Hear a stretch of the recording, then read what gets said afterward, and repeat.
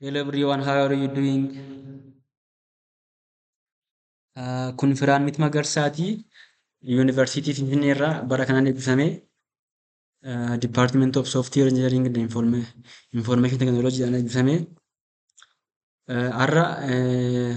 Har'a concept of information technology keessaa wanta muraasa wajjin laalla. Wanta xiqqoo tokko wajjin laalla. Paartii xiqqoo garuu paartii influentialii tokko wajjin laalla. Innis immoo SSH fayyadamnee akkamittiin remote device tokko akkamitti galuu dandeenya? SSH fayyadamna jechuudha. Innis secure shell jechuudha. SSH jechuun secure shell jechuudha. Shellii fageenyarra jirurra akkamittiin deemnee gallee configure goona device biyya biraa jiru yookaan immoo naannoo biraa yookaan immoo biyyuma tokko ta'ee iddoo biraa kan jiru wayii akkamittiin irra gallee remotely yookaan immoo fageenya teenya akkamittiin configure goona to'annaa security isaa waan baay'ee isaa akkamittiin enable goona yoo fedhe akkamittiin disable goona akkamittiin balleessina akkamittiin reset goona maal kana isa jedhu kana haga viidiyoon koo deemetti wajjin laallaa. Fakkeenyaaf amma raawutarii kan jedhamu fudhannaa jechuudha. Raawutarii ni asii raawutarii kana asii fuudhu. Raawutarii kun kaa simulation akkuma beekamu rakkoo raawutarii isa dhugumaa miti. It is just simulation dha. Where did it lost? Okay.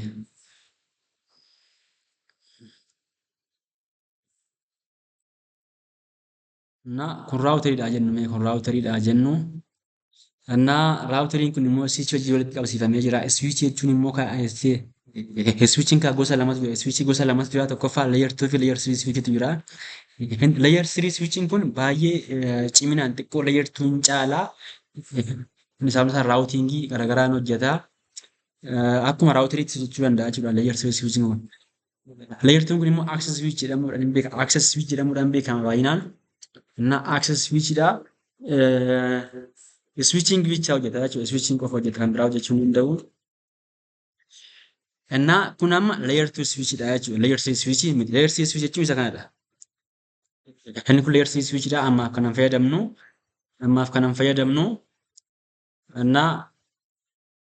Kan fayyadamnu jechuudha. Ammaaf layer 2 switch fayyadamneetu achiin kompiitaroota siin fayyadamna. Isti kompiitara kana callisnee lafa kaawwannaa. Kottamee ammoo keebilii fuuneetu connect walitti goona. Keebilii fuunee walitti connect goona kompiitara kanaa fi kompiitara kana.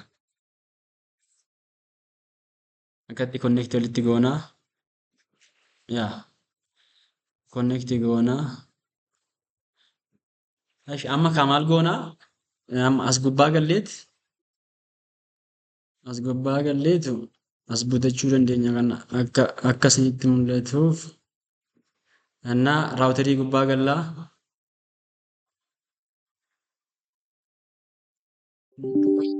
No jenneetu enable jenna configure terminal jenna. Irra gallaa jechuudha. Iddoo configuration global configuration mode jedhama kuni as gubbaa galleetu. SSH enable goona jechuudha. Raawutarii kana gubbaa SSH enable goona. Achiin dura garuu maal gochuu qabna? Tokkoffaa host name jijjiiruu kan danda'u qabna jechuudha. Host name router waan jechuu dandeenya. Achiin IP domain name yookaan inni malee hin ta'u. Domain name www.firanmit.com jechuu dandeenya jechuudha. Gireelloo. Achiin booda crypto key generate crypto key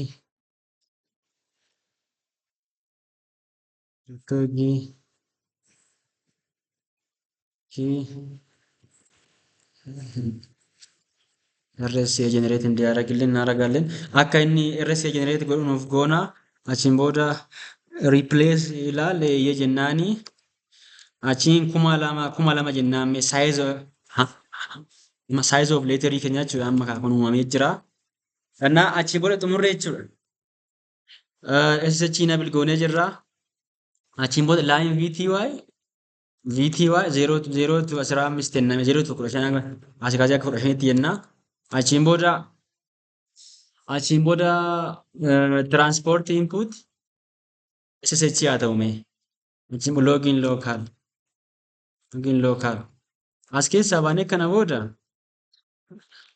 username Firaanimii privilege ደግሞ 15 kennaa fi achi booda maal goona password yookaan immoo secret goona. Secret kanas immoo Firaanimituma jenna. Karaa koon qabu jechuudha. Amma immoo IP address kennuufii qabna. Kompiitara kanaaf IP address laachuufii qabna. IP address just not kompiitara miti. Kompiitara hundaan raawutarii kan interface raawutarii G000 kanaaf IP address laachuufii qabna jechuudha. IP kennuuf maal goona? IP interface gigabit 000 IP address tokko fayyadamna. Maalumaafuu akkasumatti jechuudha. 550 jenna. Note shutdown goona. Note shutdown goona. Raawutariin keenya amma raawutara interface keenya aappii ta'ee jira iddoo kana. Innaa amma maal ta'eef? Isa Chiinaabil goone DHC dynamical yookaan immoo kana assign goona kottaa statically kennaaf kompiitara kanaaf IP statically kennaaf booda garuu dynamically kennuun illee hin danda'ama. Isa yeroo biraa ilaalla. I think viidiyoo biraa irratti hojjedheetan jira dynamically kan akka ilaannu. Isa ilaalaa. Ammaaf immoo statically ilaachuun hin danda'ama jechuudha. Statically gaafa ilaannu amma tokko hodhadhi kennaa jira lama jennee kaana subnet maskiin immoo meeqa ta'uu qabaa? Isa kan raawutarii wajjin meeqa ta'uu qabaa? እና ዲፎልት ጌትዌይን immoo ራውተር ኢንተርፌስ ta'uu qaba jechuudha.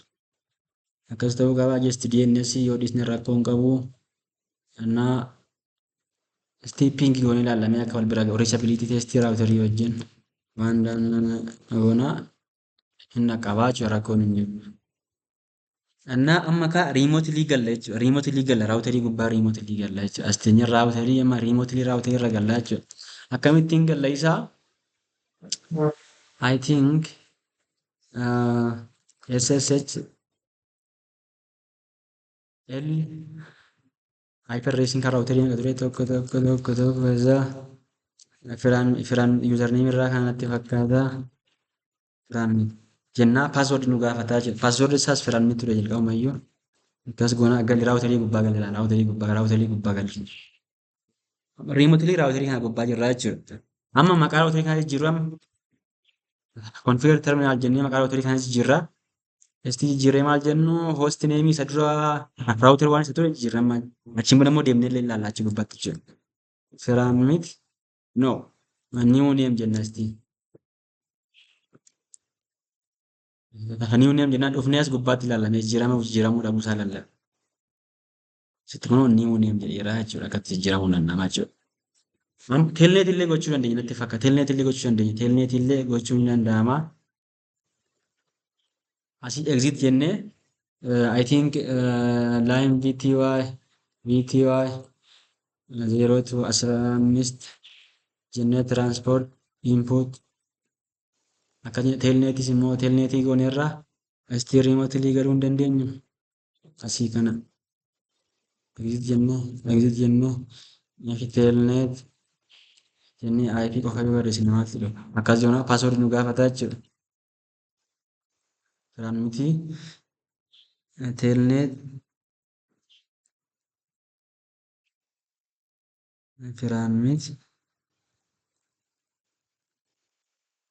argitanii galli kun amma sirra galchume telnet anis immoo meenji telnetiin kan akkuma beekamu secured miti akka secured miti. Innaa konfitii jennee ammas waa ta'e jirra. Amma telnetii fayyadamne jechuudha. Host name yookaan waanuma ta'e host name firaanimit jennaan. Esti host name firaanimit ta'eera dhufnee ilaallu. Host name firaanimit ta'eera kunoo firaanimit ta'eera jechuudha. Innaa amma daawun gochuu isaas hin dandeenye. Amma daawun gochuu dandeenya jechuudha amma interface kana. Interface G000 kana shutdown jenna akka yoo diimate bade bakka amma kana booda sochiin homtuu hin jiru bakka hin danda'amu bakka ammanuma badeera waan ta'eef remotely galuun hin danda'amu jechuudha bakka shutdown jedhee baay'ee keessa laatu bakka not responding because as keessaa baanee waan jirruuf jechuudha. Akkatti keessaa baanee ganaa immoo interface G0 okay as keessaa quit jennee baanee interface G000 jennee yoo no shutdown yoo jenne ammoo aappii ta'eera itti deebi'uu dandeenya jechuudha ammoo itti deebi'uu dandeenya. Amma tiraay gochaa jira. Amma bannee waan ta'eef xiqqoo tiraayin jedhaa. Innaa yoo eegnaa. Ishee akkas goona tiraayin. Okay, asii ishiin kun baduu qabdi jechuudha. Amma ergitanyaan hin amma hin galaa. Yuuzar neem jedhee firaan miti. Paaswoordii illee firaan miti. Akka itti irraa galle jechuudha. Amma aapp edda goonee booda koonfigii jennaan ammas waan barbaanne gochuu dandeenya jechuudha. Galatooma bakka akkasumatti kan biraallee hojjechuu dandeenya jechuudha. Viidiyoowwan koo akka naa bal'ataniif saabskiraayib naa godhaa galatooma.